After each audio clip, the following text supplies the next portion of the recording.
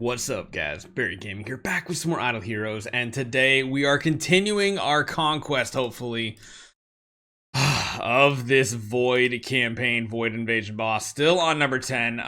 Since then, we are getting very close to getting our next level up. We did get our Chaos 100 on Betty, which makes her a Chaos 2, but now we need a Surge 2, which means we need to take one of our other heroes up. That is probably going to be Queen, since she's already at level 100. So we're going to need more of these shards, which are going to be important. And then, of course, more of the other resources as well, which actually, do we have any more? We're pretty tapped out, right? Yeah, 217. We're tapped out. So progression can be made. Now, what I want to talk about is the potential of clearing this out. I've been told there's one magical stat that you really need to have on this boss, and that is as much armor break as possible. You're also going to want precision on top of that. So those are the two stats you really want to be hunting in here. We got precision, we got armor break, and we have skill damage capping that out. We kind of need to do the same thing over here. We're only at about 50% right here, which is not great. So again, we want to go for more armor break. We're going to use Doom Terminator Vulcan again as well. We're going to try it out, see how it turns out, and pray for the best here. We're running a lower percent crit chance, and we just need to high roll. So let's give it a shot. Let's see if we can actually use both of our damage dealers as well. I don't know if we can. We'll give it a try. I wish there were more than 3 challenges every single day, but sadly there are not. I'm gonna be dropping you for you.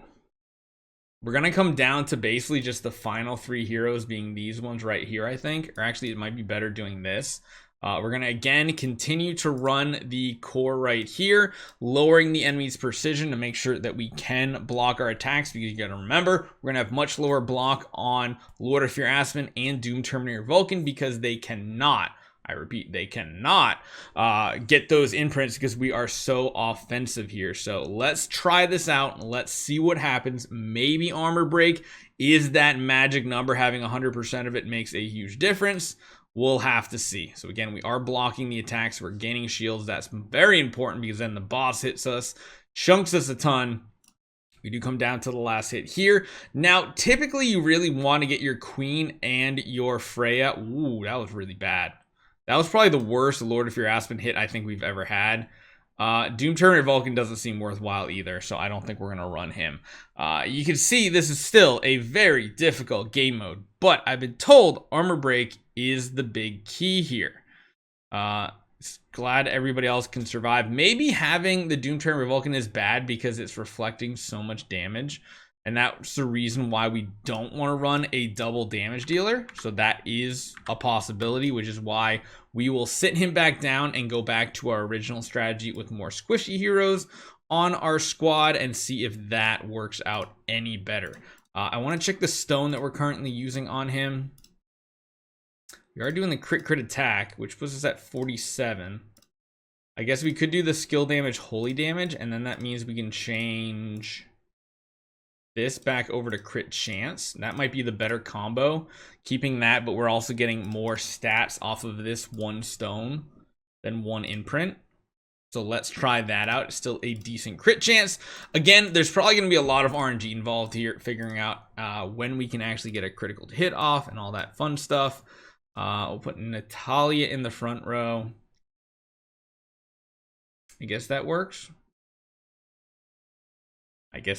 We'll see if it actually does. This is a very difficult boss, but there's been people saying that they have very similar power levels to us, and they're literally getting their first hit on the boss and almost 50%ing the HP, which is just nuts.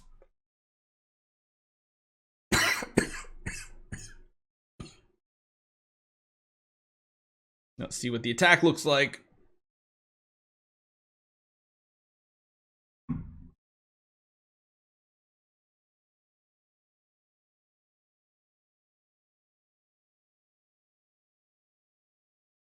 It's not very strong.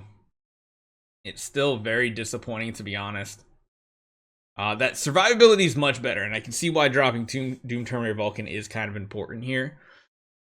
we just might not be critting enough on our active skill because, you know, each individual portion has its own crit chance. So it might just be the RNG of that as well. Technically, you want both Freya and Queen to go before your main Aspen hit because that's going to let you get a poison on there in case they purify it to do additional damage against poison targets from Freya. That's also going to let you potentially do more crit damage from the Queen's active skill. However, right now, I don't feel like messing with my homes. What we might do is next Star Expedition, do just that because we typically speed both of those heroes up. That was a gigantic hit.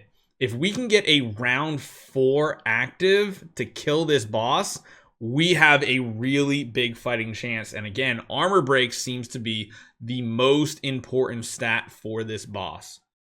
I guess their armor value is just ridiculously through the roof. This is looking really good. And the fact that our Aspen goes first means there's very little risk of him dying. Oh, it was so close.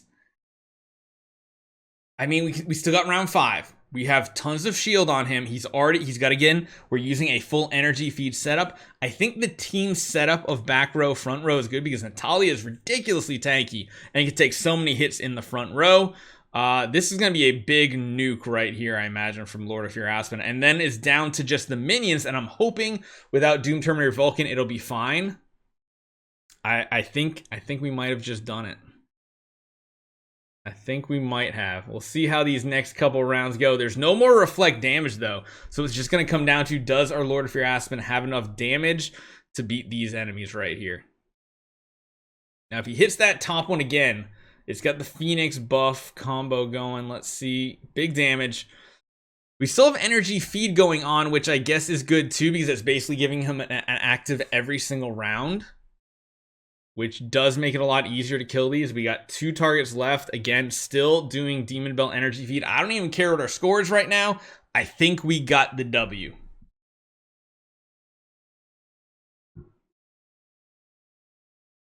Oh, that was such big damage. So yeah, that's even a new record, and we got a ton of resources. So look at that. Just those little changes right there gets you the clear. And now what that means is if we come into our Queen here, come down to here, we can actually break her through because now we have a ton of these. Oh, wait, no, we don't. Oh, wait, no, it's only, yeah, I was thinking we got like 15 of them. No, we only get 2 of them. So we still need 1 more. Oh, we're so close. Next big event, we'll be able to break her through, and then we'll be able to get our temple up to level 6, which level 6 gives more divine power and takes us 1 step closer to getting an upgraded Lord of Fear Aspen. So really, really cool. I'm telling you guys, armor break is the key. Thank you to all my guildmates. Big shout out to my guildmates because they're the ones that told me armor break is key. And as you see, we went from 56 all the way up to 116, and then we just magically win. Hopefully you guys enjoy this one. I'll see you guys next time.